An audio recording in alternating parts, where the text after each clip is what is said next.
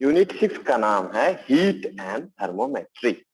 Last unit है ये, बीच का 1.5 यूनिट और बचा हो, याद रखना। तो रोटेशनल और वर्क एनर्जी का भी हाफ हुआ है। तो हीट एंड थर्मोमेट्री यूनिट 6, उसमें जो सबसे पहले आपको जानना है वो ये जानना है कि हीट क्या है और टेम्परेचर क्या है। सबसे पहला टॉपिक।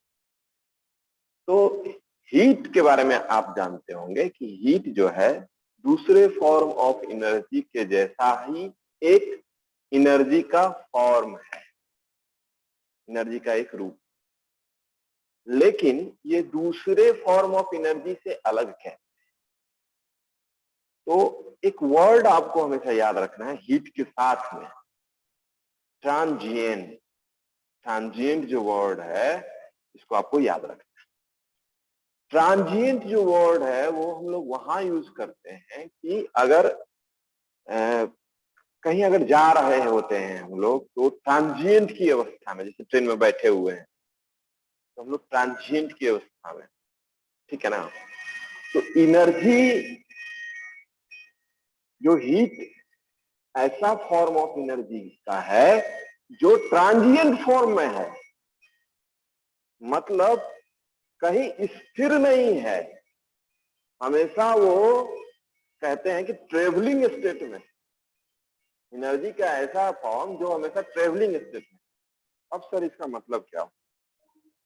इसका मतलब ये हुआ कि अगर हम आपको एक एग्जांपल दें कि ऑब्जेक्ट ए और बी, दो ऑब्जेक्ट ए और ये बी, दो ऑब्जेक्ट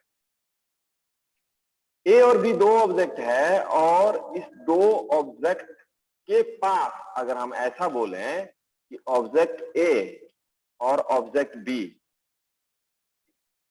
ऑब्जेक्ट ए के पास 5 किलो जूल एनर्जी हीट है, ऐसा हम बोले 5 किलो जूल एनर्जी जो है वो ऑब्जेक्ट ए के पास है, और 3 किलो जूल हीट जो है वो हमारा बी के पास है।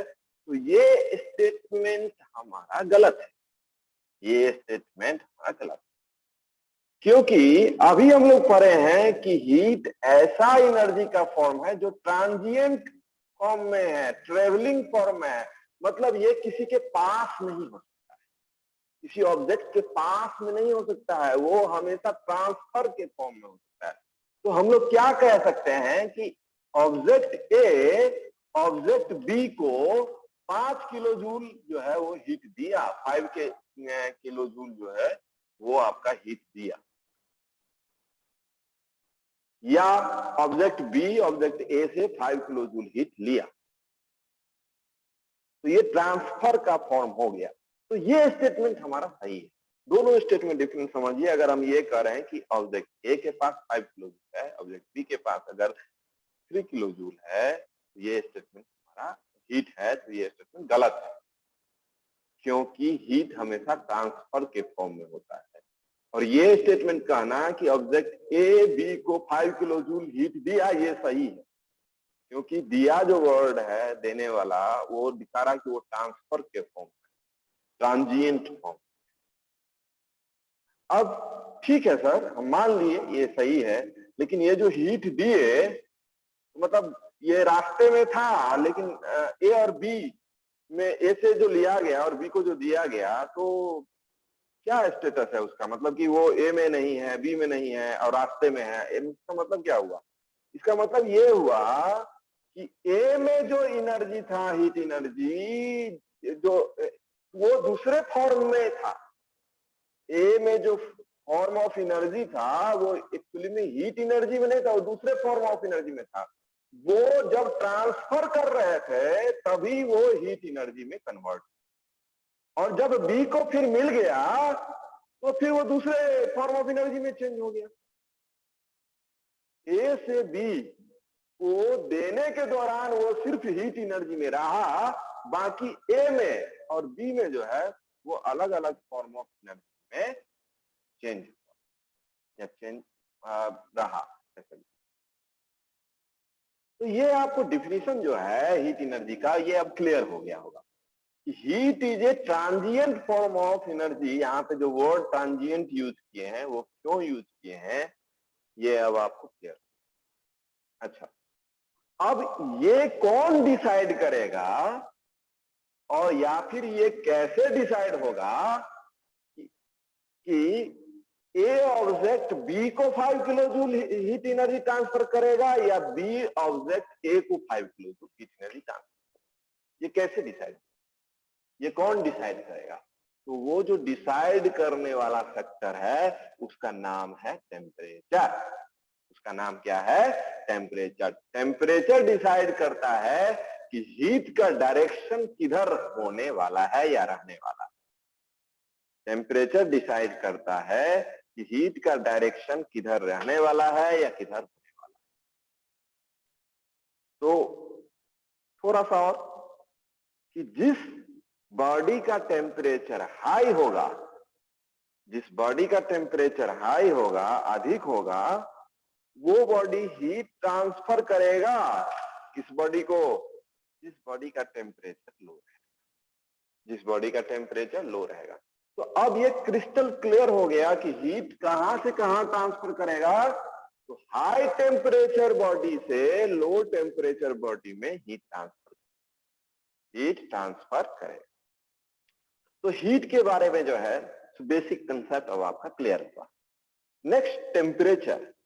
तो टेम्परेचर के बारे में अभी पढ़े हैं कि टेम्परेचर वह पैरामीटर है जो ये डिसाइड करता है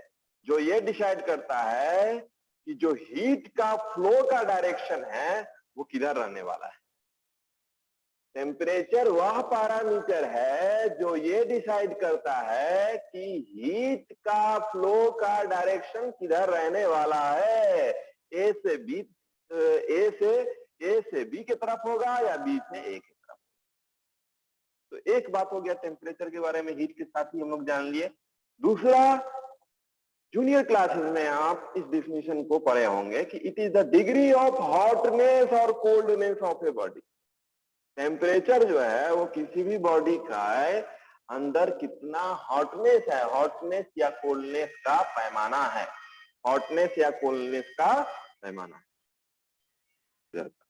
ठीक है, तो यूनिट ऑफ हीट जो है, हम लोग अलग अलग सिस्टम ऑफ यूनिट जो पढ़े हैं, तो सीजीएस यूनिट में अगर आप देखिएगा तो हीट को हम लोग कैलोरी में मेजर करते हैं।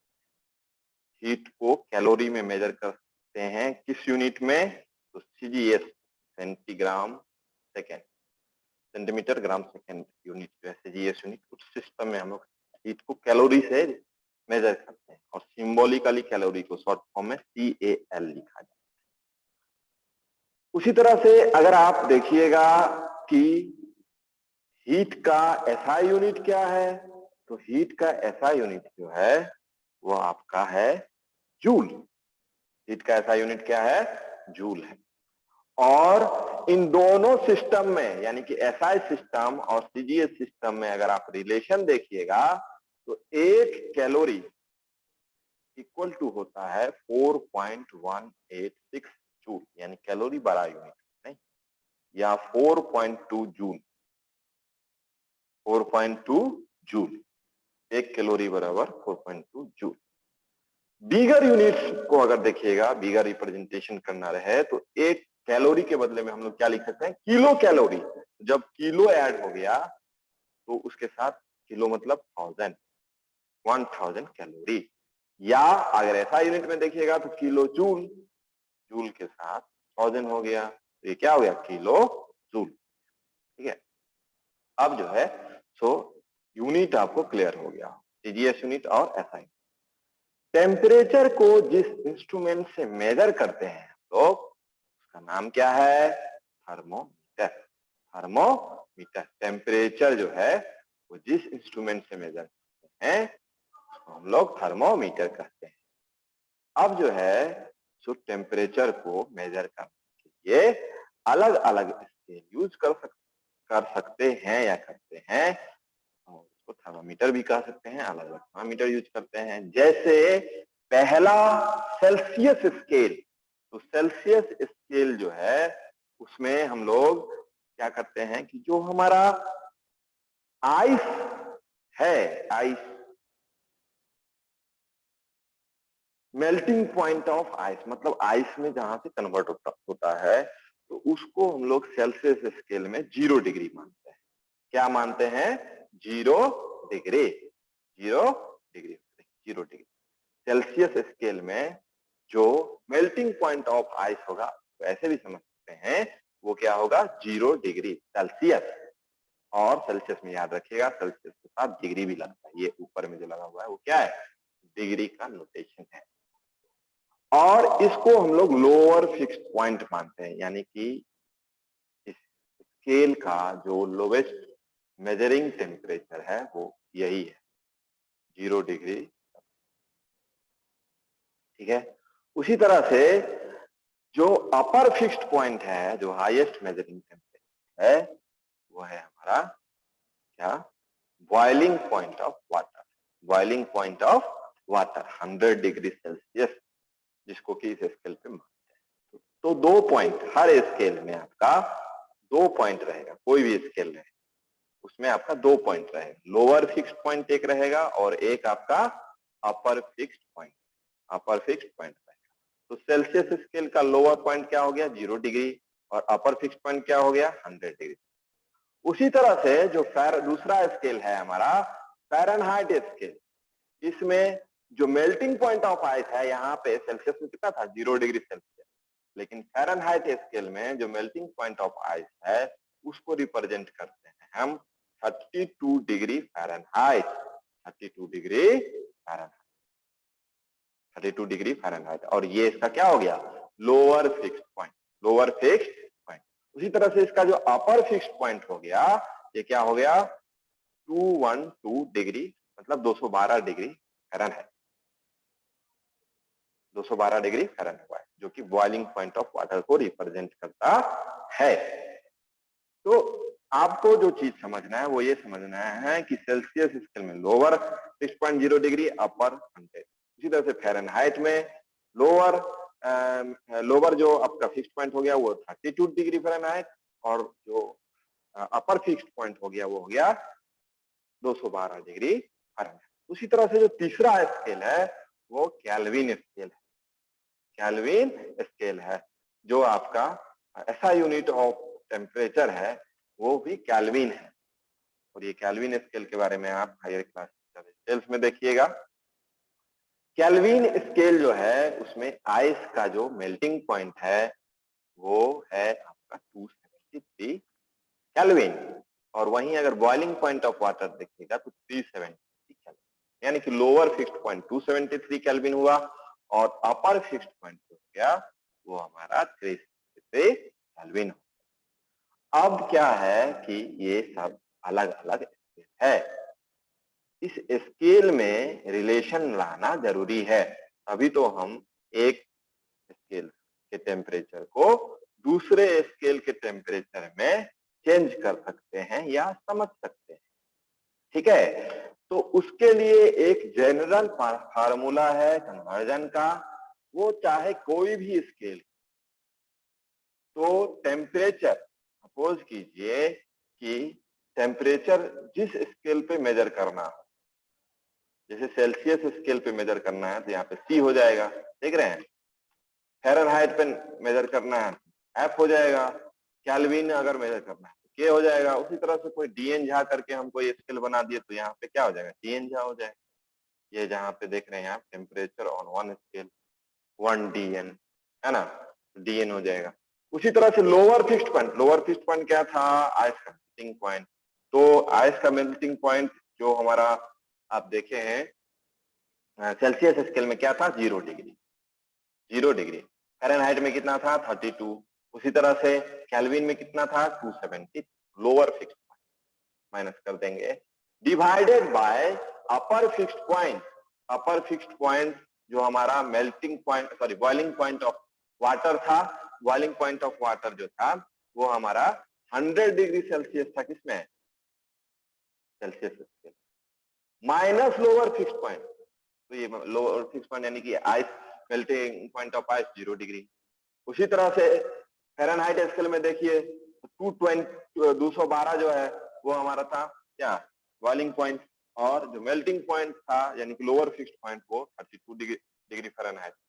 उसी तरह से केल्विन में देखिएगा तो बॉइलिंग पॉइंट ऑफ वाटर 373 था, और जो हमारा लोअर फिक्स्ड पॉइंट है यानी कि जो हमारा ये मेल्टिंग पॉइंट है वो 270। ये दो पॉइंट्स को लेकर के हम किसी भी टाइप का ऑब्जेक्ट मतलब की प्रॉपर्टी का यूज करके अलग अलग टाइप का स्केल को लोग बना सकते हैं। अगर आप इसमें देखिएगा और इसको थोड़ा सा इजी करें हम, तो ये सब कुछ जो है वो कट जाएगा, इधर 100 सिर्फ बचेगा, इधर क्या बचेगा 100 बचेगा। इसी तरह से यहाँ पे 180 बचेगा, इसको माइनस कीजिएगा तो 180 बचेगा, है ना। और यहाँ पे भी 100 बचेगा, यहाँ पे भी क्या होगा 100 बचेगा। अब 20 से सबको कैंसिल आउट कर दीजिए, तो 25 जा 100, 29 जा 180 और 25 जा 100। बाकी ऊपर का चीज C-0, F-32, K-2। अब आपको किसी से किसी में कन्वर्जन करना है, जैसे सेल्सियस और फ़ारेनहाइट में कन्वर्जन करना है, तो इस फार्मूला का यूज कर लीजिए, इस फार्मूला का यूज कर लीजिए। फ़ारेनहाइट और केल्विन में अगर चेंज करना है तो इस फार्मूला का यूज कर लीजिए। कोई एक चीज दिया रहेगा ना, केल्विन चाहे फ़ारेनहाइट दिया रहेगा, इसको यूज कर लीजिए। और अगर आपको सेल्सियस और केल्विन का रिलेशन यूज करना है तो इस फार्मूला का यूज कर लीजिए। 5 तो ऐसे भी कैंसिल आउट हो जाएगा, इस दोनों में 5 कैंसिल हो जाएगा। ये क्या बचेगा C=K-270, C=K-270। तो इस तरह से आप एक स्केल के टेम्परेचर को दूसरे स्केल के टेम्परेचर में कन्वर्ट कर सकते हैं। इसके अलावा भी कोई और प्रॉपर्टी का यूज करके कोई एक नया स्केल भी दिया रहेगा, उसमें भी आप उसको कन्वर्ट कर सकते हैं, बशर्ते आपको दो चीज सिर्फ पता होना चाहिए। क्या? लोअर फिक्स्ड पॉइंट और अपर फिक्स्ड पॉइंट, उस स्केल का लोअर फिक्स्ड पॉइंट और अपर, और बाकी जो है वो स्केल का वैल्यू तो ऐसे ही आ जाए। तो ये आपका हो गया कि अलग अलग जो स्केल है उसमें कन्वर्जन का प्रोसेस कैसे हम लोग करते हैं। इसको आप लोग याद भी किए होंगे, फ़ारेनहाइट सेल्सियस में तो याद करने की जरूरत नहीं है, इस रिलेशन को आप, ठीक है। अच्छा, एक क्वेश्चन दिया हुआ है आपको कि टेम्परेचर 20 डिग्री सेल्सियस, टेम्परेचर क्या है 20 डिग्री सेल्सियस, उसको कन्वर्ट करना है, आपको कन्वर्ट करना है। वो आंसर है फ़ारेनहाइट में आपका हो गया कितना 68 डिग्री फ़ारेनहाइट, केल्विन में हो गया 293 केल्विन, 293। चलिए नेक्स्ट देखिए, अब हम लोग पढ़ रहे हैं नेक्स्ट टॉपिक अपना ट्रांसफर ऑफ हीट, हीट का ट्रांसफर होना। उसके लिए क्या क्या मोड है, एक जगह से दूसरे जगह जो हीट ट्रांसफर करेगा तो उसका क्या क्या मोड है। तो 3 मोड है हीट ट्रांसफर का, कंडक्शन, कन्वेक्शन और रेडिएशन। कंडक्शन, कन्वेक्शन और रेडिएशन, ये 3 मोड से, ये 3 तरीका से, इसी 3 तरीका से हीट जो है वो एक जगह से दूसरे जगह या एक पॉइंट से दूसरे पॉइंट में ट्रांसफर करेगा, ठीक है। तो जो सॉलिड में हीट ट्रांसफर होता है एक पॉइंट से दूसरे इंच, एक इंच से दूसरे इंच, वो बेसिकली कंडक्शन से होता है, ठीक है। और लिक्विड और गैसेस में है वो जनरली कन्वेक्शन से हीट ट्रांसफर होता है, हीट ट्रांसफर होता है, ठीक है। हीट ट्रांसफर 3 मोड हो गया, कंडक्शन, कन्वेक्शन और रेडिएशन। कंडक्शन हीट ट्रांसफर का वो मोड है जिसमें हीट का ट्रांसफर तो होता है लेकिन कोई मॉलिक्यूल्स का मोशन नहीं होता है। मैं इस एग्जांपल को आपको ऐसे समझाऊं कि अगर एक लाइन में आप खड़े हैं और आपको आप सबसे पीछे हैं और जो सबसे आगे है उसको आपको कोई एक जो है वो मैसेज देना है और आप लाइन से हट नहीं सकते हैं, तो आप क्या कीजिएगा कि आप अपने आगे वाले को वो मैसेज ट्रांसफर कीजिएगा। वो मैसेज अपने आगे उससे अपने आगे वाले को ट्रांसफर करेगा। तो कंडक्शन में भी जो है वो यही केस होता है। यहाँ जो मॉलिक्यूल्स है वो हीट हो गया, वो अपने पड़ोस वाले मॉलिक्यूल्स को, एडजेसेंट मॉलिक्यूल्स को जो है वो हीट ट्रांसफर कर दिया, हीट एनर्जी ट्रांसफर कर दिया, और वो इस तरह से जो है वो सारा यहां तक जो मॉलिक्यूल्स है उसको हीट ट्रांसफर हो जाता है। और इस केस में किसी को मोशन भी, मूवमेंट भी नहीं करना होता है, मूवमेंट भी नहीं करना होता है। तो इस टाइप का जो हीट का मोड का ट्रांसफर है उसको हम लोग क्या बोलते हैं, कंडक्शन। और इसका एग्जांपल क्या हो गया, आयरन रॉड को जैसे कि एक एंड से हीट किए, दूसरा एंड भी धीरे धीरे क्या होगा, वो हीट हो जाएगा, दूसरा एंड भी क्या हो जाएगा, वो धीरे धीरे हीट हो जाएगा। तो ये कंडक्शन का एग्जांपल है, ठीक है। कन्वेक्शन जो मोड ऑफ हीट ट्रांसफर है उसमें जो हीट ट्रांसफर होता है वो मॉलिक्यूल्स के मोशन के साथ में होता है। अब इस चीज को आप ऑब्जर्व करिएगा कि जब भी एक केतली में हम वाटर को गर्म करते हैं तो यहाँ से जो गर्म वाटर है वो क्या करता है, गर्म वाटर जो है वो ऊपर की तरफ मूव करता है, और जो ठंडा वाटर का मॉलिक्यूल्स है वो क्या करता है, नीचे की तरफ आता है, नीचे की तरफ आता है।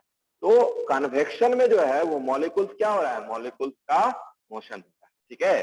कन्वेक्शन में मॉलिक्यूल्स का मोशन हो रहा है। और ये जो convection mode of heat transfer है, जो विंड, हवा का चलना है, मानसून विंड है, मानसून है, उस सबका जो है वो कन्वेक्शन ही कहीं ना कहीं कारण है, जहां से हीट होकर के वो एयर ऊपर गया। या लैंड ब्रिज और सी ब्रिज जो आप लोग पढ़े होंगे कि समुद्र किनारे अगर रहिएगा तो क्या रहता है कि लैंड ब्रिज और सी ब्रिज का जो कंसेप्ट है वो भी आपका कन्वेक्शन के ही कारण होता है, कन्वेक्शन के ही कारण होता है, ठीक है। और इस है वो है रेडिएशन।